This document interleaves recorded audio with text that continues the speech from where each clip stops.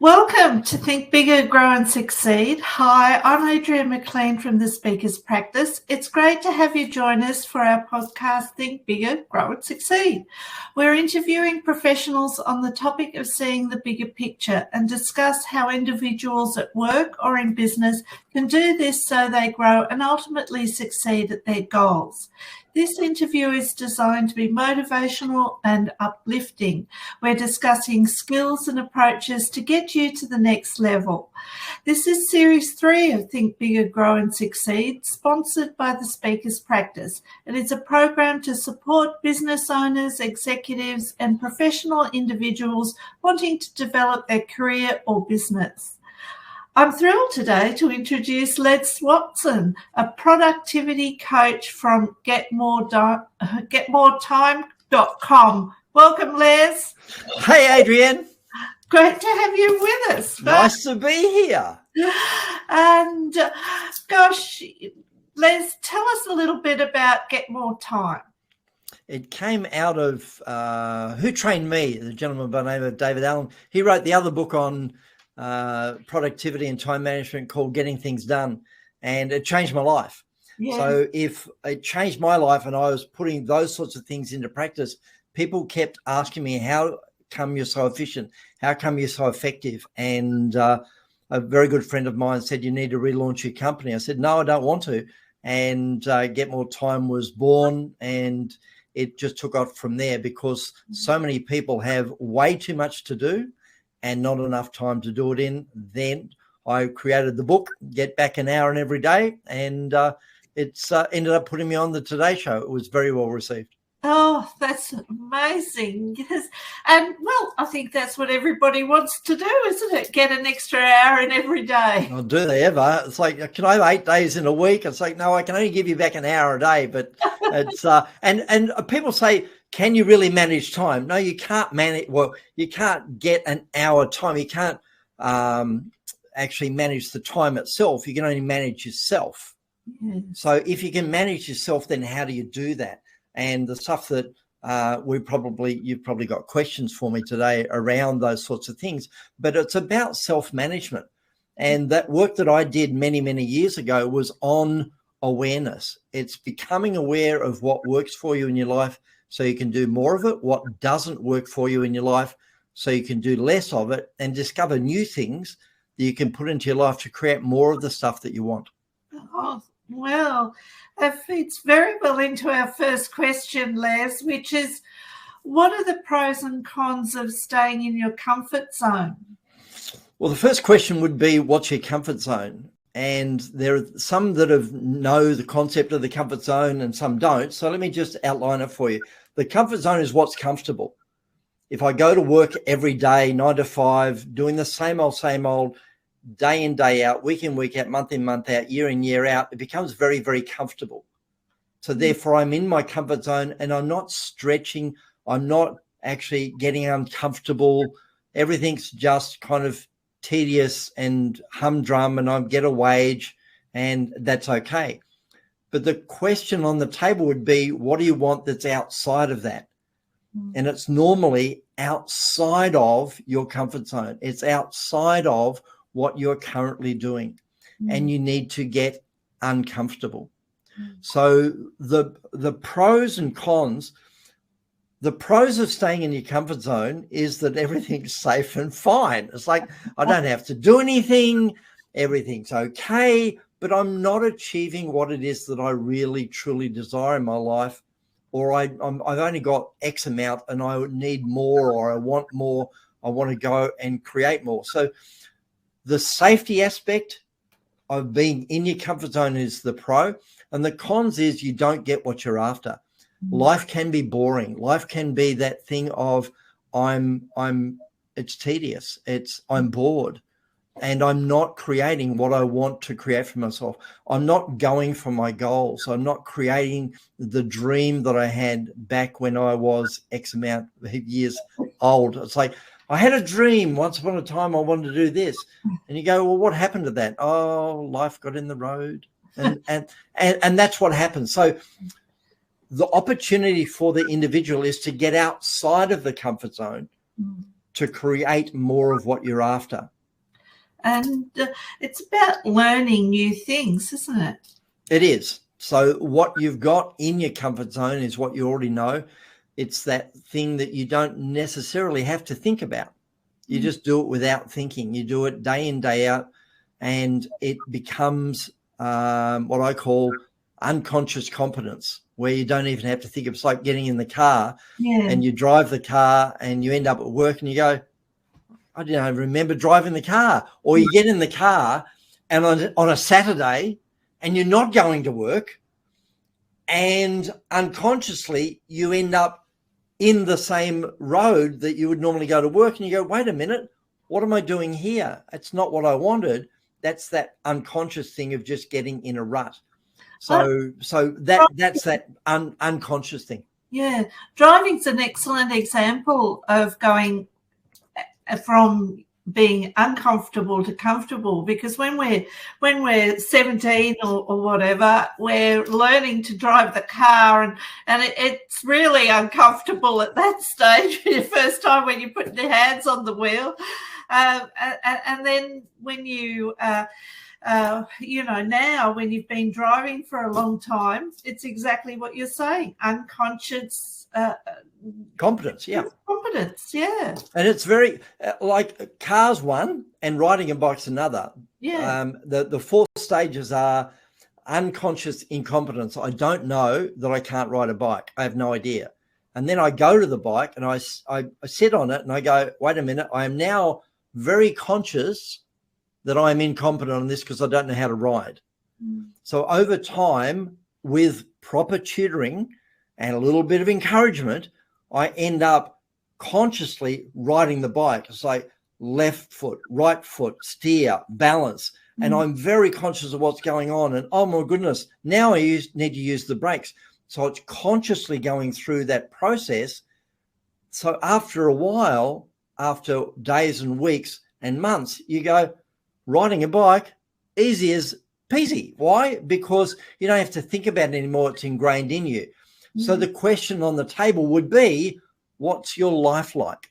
Do you do things unconsciously? And are you able to then, from a conscious perspective, go, what do I need to create?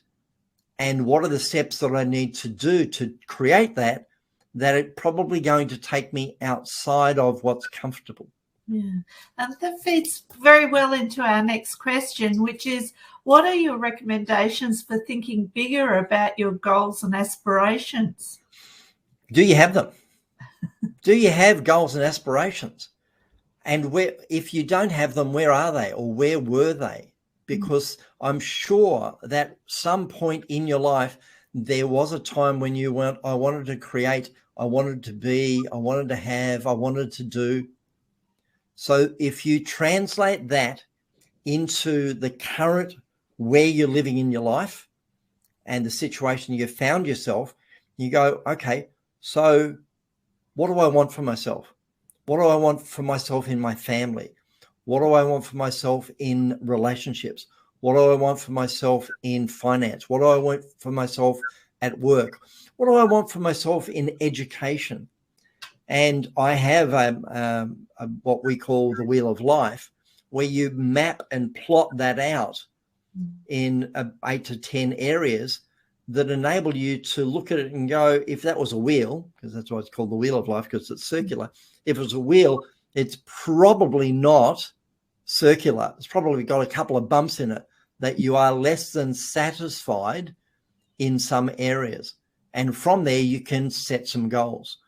So that's that key for a lot of people is, okay, what do you want?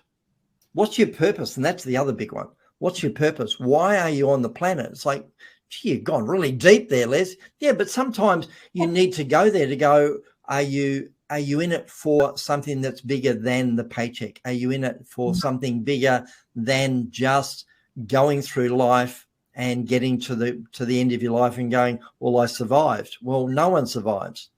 So what contribution are you making? And mine, and I've already mentioned this to Adrienne before, mine is to bring life. And I've got it right there. I look at it every day and it brings me out of bed. It's like, why am I in bed? because you're not going to bring life to other people in bed. So you need to get out. Come on, let's go, Les. Woohoo! And it propels me out of bed. So people who know me go, is that something that's true for him? Yes, it is. Because I can go to a networking event, I can do training, I can do coaching, I can have Saturday on the beach and still bring life.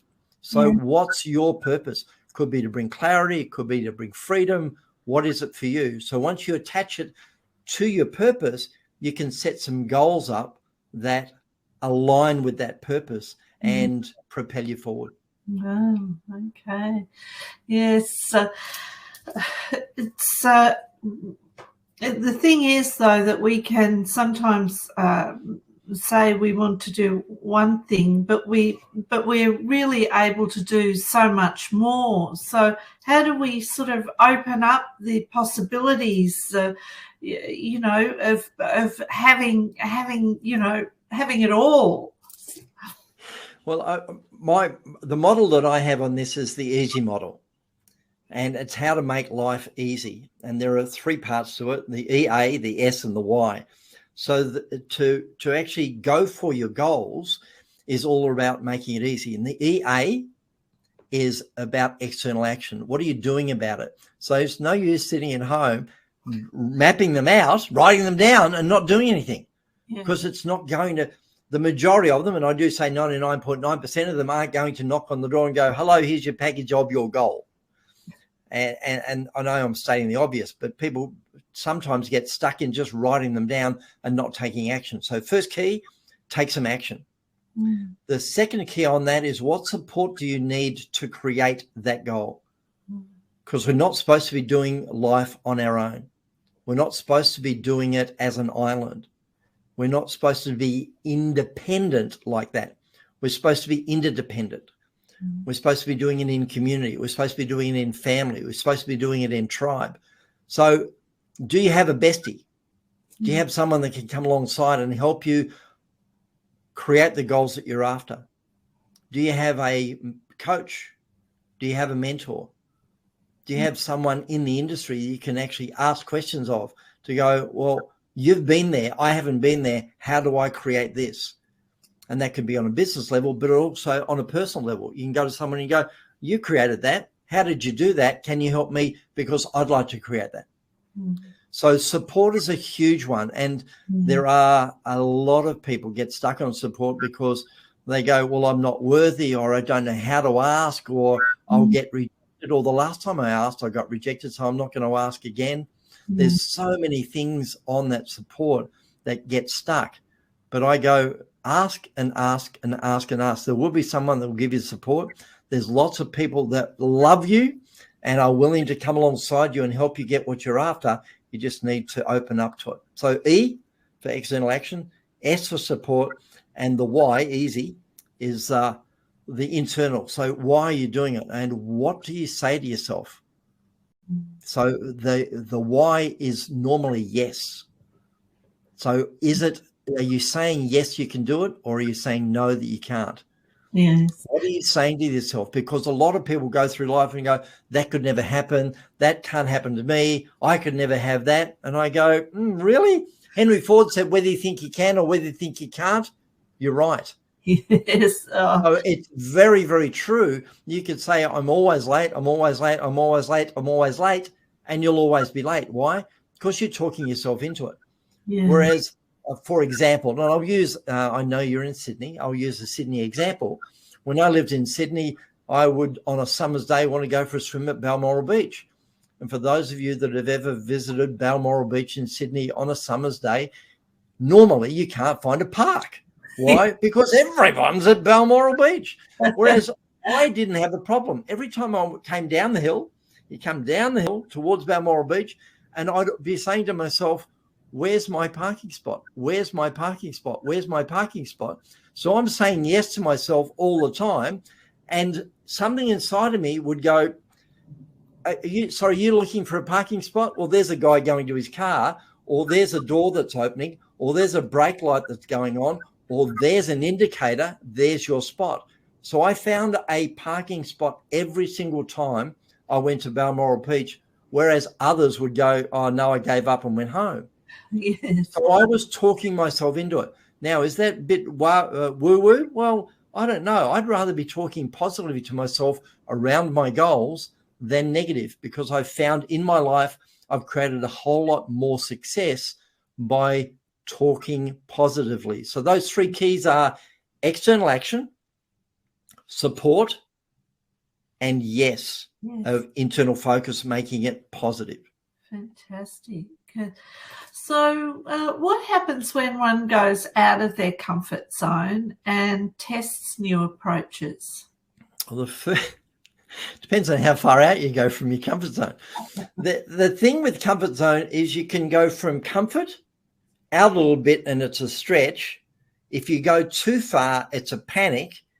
And there are some people that create it even further and they go into twilight zone, because it's so far out of their comfort zone that there's no way they're going to make that. So when you're doing setting your goal and you're wanting to take action on it, what you're trying to do is stretch a little bit and accommodate it, get accustomed to it, and then go again, as opposed to biting off more than you can chew and going into panic, because a lot of people freeze and they go, oh, that didn't work. And they just stay in their comfort zone because it doesn't work, because they bit off more than they can chew.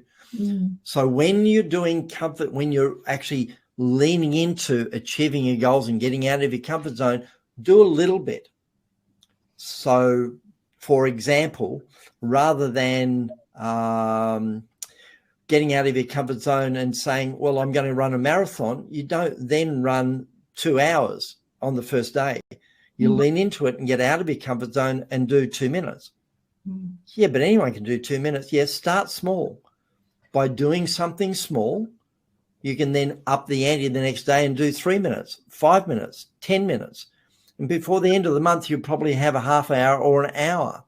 If you increase it ever so slightly and move your comfort zone ever so slightly out. So you're doing something that normally you wouldn't do. You're doing it on an incremental basis. And that's just an example around exercise, but you could do it around anything in your life about the goals that you have.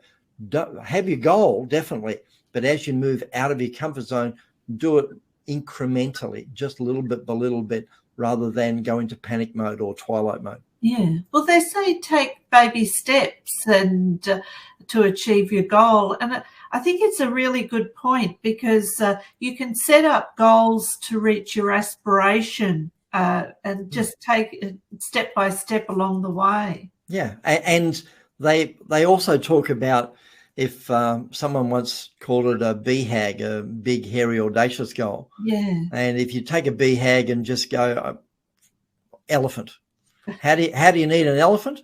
One bite at a time. You don't actually take a whole. This isn't about the animals. So just know that it's not about. I love animals, but you don't take a leg and go, I'm going to eat the whole leg. You go, I'm going to take a bite. And I know it's a silly example, but it is a relevant example when you go, it's one bite at a time. Right. The journey of 1,000 miles starts with a single step. So you've got to start somewhere. And that's where that easy model starts, with external action. Take an action, do something, do anything, take a step and evaluate what that was like. Did you get out of your comfort zone? Was it okay? Was it scary? Did you survive? And if you survived, would you like to do it again? Can you replicate it? Can you do it again tomorrow? Those sorts of things. And sometimes, this is where resilience comes in. Sometimes you go and you do it and then it doesn't work, and then you've got to go back and do it again. It doesn't always happen overnight. Indeed. And resilience is that ability to bounce back. So what are the setbacks? And we all have setbacks. I've had setbacks. I ran one company into the ground and I was very embarrassed about it. And now I go, it was probably the best thing that ever happened to me, because I've been able to learn from it and bounce back and do something completely different, taking the lessons from the previous bad experience into the new company and not doing that same mistake again. Yeah. So those sorts of things, those experiences enable you to go from where you are to take the experience and go, no, I'm getting there. I'm bouncing back. I'm doing more than what I used to. Resilience. Resilience. Fantastic. Okay, Les, our last question is, and you have been talking about this, but what's the best way to approach achieving goals? Using the easy model. So when you're going for goals, what action are you taking? So map it out, and there's used to be the old SMART goals: specific, measurable, attainable, realistic, and time framed. Yeah. So can you state your goals in a SMART format? Can you be specific? Are they measurable? Do you know when you've actually achieved it? Realistic, so it's achievable, realistic, and time frame. Is it today? Is it this week? Is it this month? Is it this year?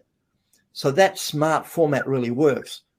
So I encourage people to look that up and have a look at it, and even get in touch with me, and I'll talk to you more about it. However, the SMART aspect enables a person to go, okay, am I taking action on that particular goal?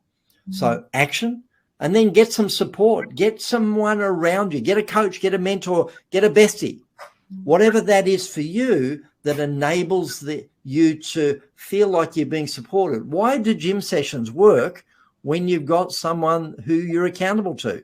Because you're accountable to somebody else. I've got to go to the gym because Adrienne said I'll meet you at the gym at 5:05, and I better go because she's there waiting for me. So I'm going to be an upholder, be that person that honors my agreement and go. But if Adrienne wasn't there saying, oh, it's all too much, I don't want to go, and I just go back to bed. So external action, support, and then look at those things that you say to yourself.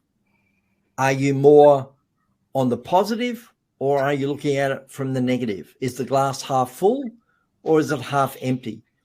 Are you more the positive person or the negative person? Do you look for the good in situations or the bad? Are you a member of the Ain't It Awful Club? There's a lot of people go to the pub on the afternoon, go, oh, the government, oh, the premier, oh, my boss. And it's, ain't it awful? Oh, yeah, that's awful. Let me tell you mine. So they get on the bandwagon and they're just digging and digging and digging and digging. And they end up at the end of it just feeling really bad. They feel good on one sense, but they've actually dug themselves into a negative pattern. So are you around some people that can support you with a positive mentality to go, no, I can do this. No, there's more for me in my life. I can actually create more. I can do more. I can be more. I can have more. And do you have people around you that looks at they're able to support you in your own mindset? So those three keys: external action, support, and internal focus. So it's EA, S, and Y for yes. Fantastic. Les, thanks so much for your time this afternoon. It's really been fascinating to hear your approaches, and you've got an event coming up on Wednesday. We do, as part of Business Builders Group, the Speakers Forum, hosted by the one and only Adrienne. So it's coming up on Wednesday. It's 8 until 9:30. I'm actually doing a piece on the time crunch crisis. So if you are in that situation where you've got so much to do and not enough time to do it in, I'll be giving away some keys. It's a free event. Be our guest, the BBG guest. You'll put the link, obviously, Adrienne, you'll put the link in there so that people have it. Just click on it, BBG guest. Come as Adrienne's guest, come as my guest.